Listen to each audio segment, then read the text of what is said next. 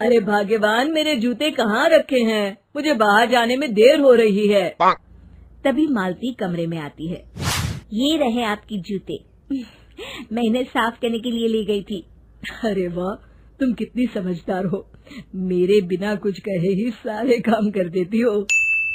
तभी मालती झिझकते हुए रमेश से कहती है, सुनिए जी, आपसे एक बात कहूँ, बुरा तो नहीं मानेंगे ना?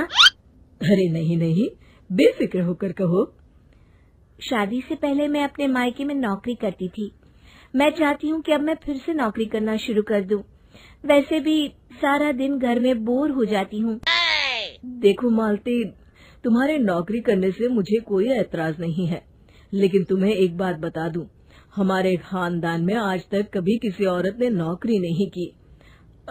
फिर भी एक बार तुम माँ से पूछ कर देखो, अगर वो तुम्हें नौकरी करने की इजाजत दे देती है तो अच्छी बात है। रमेश वहाँ से चला जाता है। फिर उसी शाम मालती अपनी सास के पैर दबा रही होती है।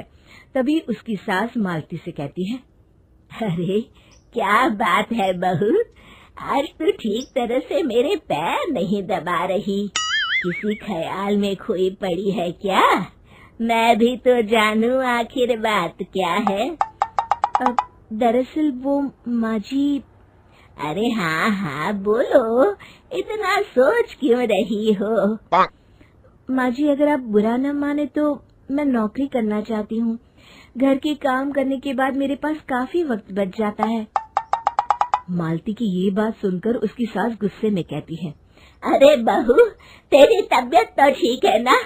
आज ये कैसी बहकी बातें कर रही है? भला हमारे खानदान में आज तक कभी किसी औरत ने नौकरी की है जो तू नौकरी करने की बात कर रही है, हैं? अरे बहू, तू क्या रिश्तेदारी में हमारी नाक कटाना चाहती है?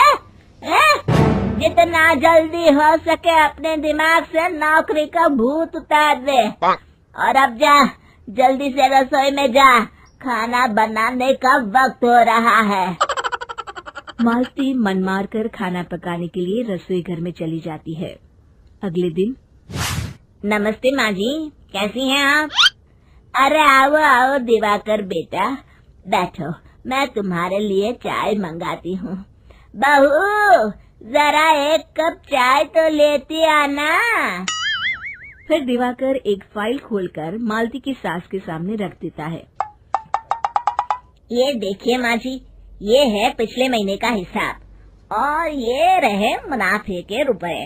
एक बार हिसाब देख लीजिए और इन कागजों पर अपने दस्तखत कर दीजिए। अरे दिवाकर बेटा, मैंने भला आज तक कभी तेरा हिसाब देखा है जो अब देखूंगी? ला बता, कहाँ दस्तखत करूं? तभी मालती चाय लेकर वहाँ आ जाती है और अपनी सास को बिना कागजातों को पढ़े इस तरह लापरवाही से दस्तखत करते हुए देखकर हैरान रह जाती है। अच्छा माली, अब मैं चलता हूँ, फैक्ट्री में बहुत काम है। फिर दिवाकर वहाँ से चला जाता है। कुछ दिनों बाद मालती बाजार में कुछ सामान खरीद रही होती है। तभी एक बूढ़ा आदमी उसे आवाज देता है, अरे मालती बेटी, कैसी हो? मुझे पहचाना? मैं तुम्हारी कंपनी में मुनीम का काम करता हूँ। हाँ चाचा जी, मैं आपको बिल्कुल पहचानती हूँ। कहिए, कैसे हैं आप? मैं तो ठीक हूँ। कंपनी में कुछ भी ठीक नहीं चल रहा, यहाँ तक कि हमें ठीक वक्त पर तनख्वाह भी नहीं मिलती। ये आप क्या कह रहे हैं?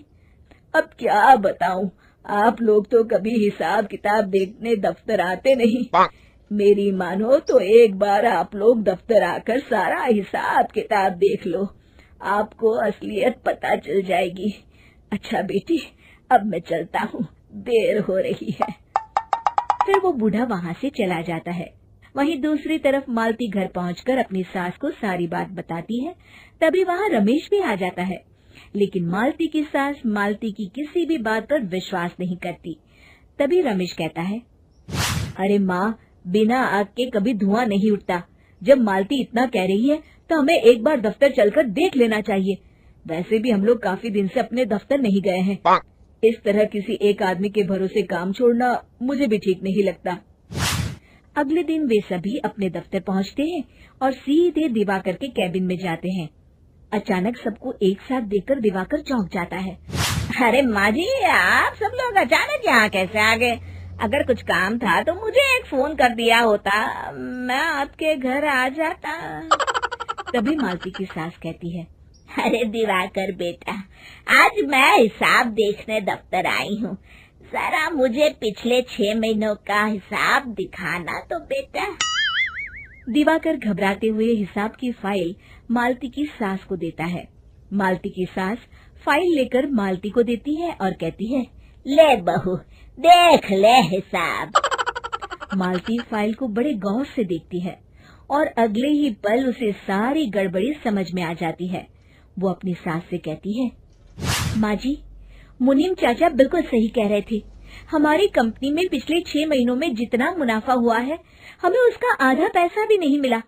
यूँ समझ लीजिए कि 1 रुपये में सिर्फ चवन्नी ही हमारे हाथों में आई है। मालती की बातें सुनकर मालती की सास गुस्से से दिवाकर को पूछती है, क्यों दिवाकर, मेरी बहू जो कह रही है वो सच है? दिवाकर समझ जाता है आज उसका भांडा फूट चुका है। वो गिड़गिड़ाते हुए कहता है, मुझे माफ कर दीजिए माँ जी, मैं पैसों के लालच में अंधा हो गया था। अरे वाह दिवाकर, तू तो 1 नंबर का चोर निकला। इतने दिनों से मैं तुझ पर आंख बंद करके भरोसा करती रही और तू मुझे ही चुना लगाता रहा। अभी के अभी निकल यहाँ से और दोबारा अपनी शक्ल मत दिखाना। दिवाकर वहाँ से भाग जाता है। मालती की सास मालती को शाबाशी देते हुए कहती है, बहू, आज मैं समझ गई कि पढ़ाई लिखाई हमारी जिंदगी में कितनी जरूरी है। मैं बहुत किस्मत वाली हूँ जो मुझे तुझ जैसी बहू मिली है। शिक्षा, पढ़ाई लिखाई का इस्तेमाल सही जगह करके हम दुनिया में बहुत कुछ बदल सकते हैं।